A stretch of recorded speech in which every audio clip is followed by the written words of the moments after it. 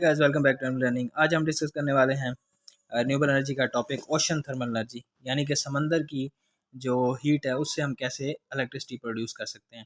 Energy is available from the ocean. Ocean से जो energy हम किस तरह हासिल कर सकते हैं? Tapping ocean currents, using the ocean as a heat engine, यानी कि ओशन को हम एज अ हीट इंजन के तौर पर इस्तेमाल कर सकते हैं।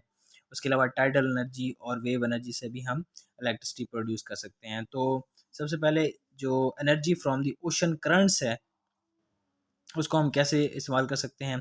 करंट, ओशन करंट्स का मतलब ये है कि जैसे समंदर का पानी जो है वो हमेशा फ़्लो करता रहता है, तो इसी तरह हम समंदर के अंदर अगर टरबाइन लगा दें तो जो हमारा पानी है वो तो वैसे ही फ़्लो कर रहा है, तो उससे क्या होगी, हमारी जो टरबाइन है वो रोटेट होंगी, जिससे क्या होगा, हमारी जो है इलेक्ट्रिसिटी जनरेट होगी।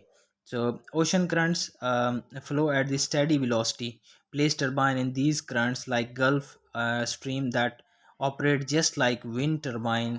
Water is more than 8 times denser than air and so far as surface area water moving 12 mile per hour, यानी कि पानी की जो स्पीड है समंदर में, यानी कि जो बड़े ओशंस होते हैं उसमें 12 माइल पर आवर है।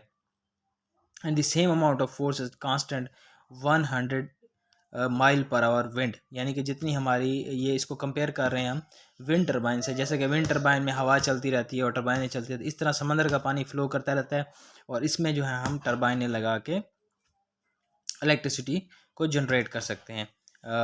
Expensive preposition proportion upkeep could be expensive and complicated, इसमें जो है ये बड़ा मुश्किल है और कॉम्प्लिकेटेड है। इससे हमारी फ़िश लाइफ भी डैमेज हो सकती है। उसके अलावा समंदर के अंदर जो है इसकी ट्रांसपोर्टेशन, इंस्टॉलेशन, ये सब कुछ जो है इसके डिसएडवांटेजेस में आ जाता है। उसके अलावा समंदर की हीट को हम कैसे इस्तेमाल कर सकते हैं, क्योंकि हमारे समंदर में जो है टेम्परेचर का डिफरेंस होता है। इसकी सरफेस पे जो है वो टेम्परेचर तकरीबन 20 डिग्री या इससे ज़्यादा, और इसकी जो डेप्थ होती है वहाँ पे टेम्परेचर जो है कम होता है। तो इसका एक हिस्सा जो है वो हम जो है हीट सोर्स के तौर पर यूज़ कर सकते हैं, और जो इसकी डेप्थ है उसको हीट सिंक के तौर पर यूज़ कर सकते हैं। फ्लोरिडा, हवाई और other Pacific island are well suited to take the advantage of this, यानी कि इन जगहों पे जो है ये हमारे पास पॉसिबिलिटी है कि हम समंदर के टेम्परेचर को डिफरेंस को लेके जो है वो इलेक्ट्रिसिटी प्रोड्यूस कर सकें। उसके अलावा समंदर में जो है types of ocean heat engines, यानी कि समंदर में हीट इंजन्स किस तरह से काम करते हैं। तो हीट इंजन जो है इसमें दो सिस्टम होते हैं, ओपन सिस्टम और क्लोज सिस्टम। ये जो है हमारा जो आप देख सकते हैं, heat from warm sea water causes a fluid like ammonia, ये हमारा क्लोज सिस्टम है। और इसमें क्या होता है कि जो हमारे समंदर का टेम्परेचर है उससे अमोनिया गैस को गर्म किया जाता है।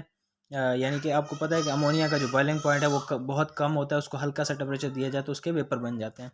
तो अमोनिया से जो है क्या होता है, हमारे समंदर के टेम्परेचर से अमोनिया को गर्म किया जाता है, उससे टरबाइन को चलाया जाता है। फिर जो अमोनिया है उसको दोबारा जो है वो कंडेंस किया जाता है, और फिर दोबारा जो है समंदर के टेम्परेचर से उसको वेपर में कन्वर्ट करके टरबाइन चलाई जाती है, और इस तरह से जो है ओशन हीट इंजन जो है या हीट पंप जो है वो काम करते हैं। तो ये क्लोज सिस्टम में, क्लोज इसलिए है कि अमोनिया एक हैज़ार्डस गैस है, इसको हम जो है क्लोज सिस्टम में ही रखते हैं। उसके अलावा ओपन साइकिल सिस्टम में जो है इसमें क्या होता है कि warm sea water is brought into a partial vacuum, जो हमारा गर्म पानी होता है समंदर का, उसको जो है उसको जो है एक वैक्यूम क्रिएट किया जाता है जिसमें उसको लाया जाता है।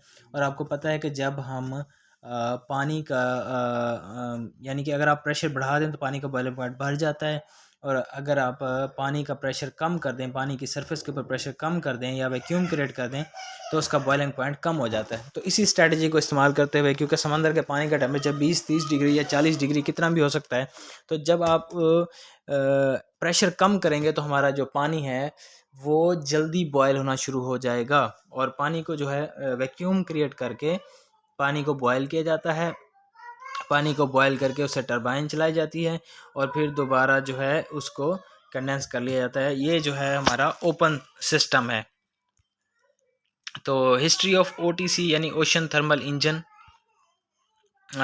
जैक्वस आर्सेनल 1881 प्रपोज इसने ये आइडिया पेश किया था, completed by student George Claude in the 1930 में उसके स्टूडेंट वगैरह ने कोई आइडिया दिया था। Not much further interest until the energy crisis of 1970। तो ये बहुत ज़्यादा इम्प्लीमेंट नहीं हो चुका, नहीं हुआ, इसको ज़्यादा पजीराई नहीं मिली, लेकिन ये एक हमारा रिन्यूएबल एनर्जी का एक टॉपिक ज़रूर है। तो इंशाल्लाह मिलेंगे नेक्स्ट टॉपिक।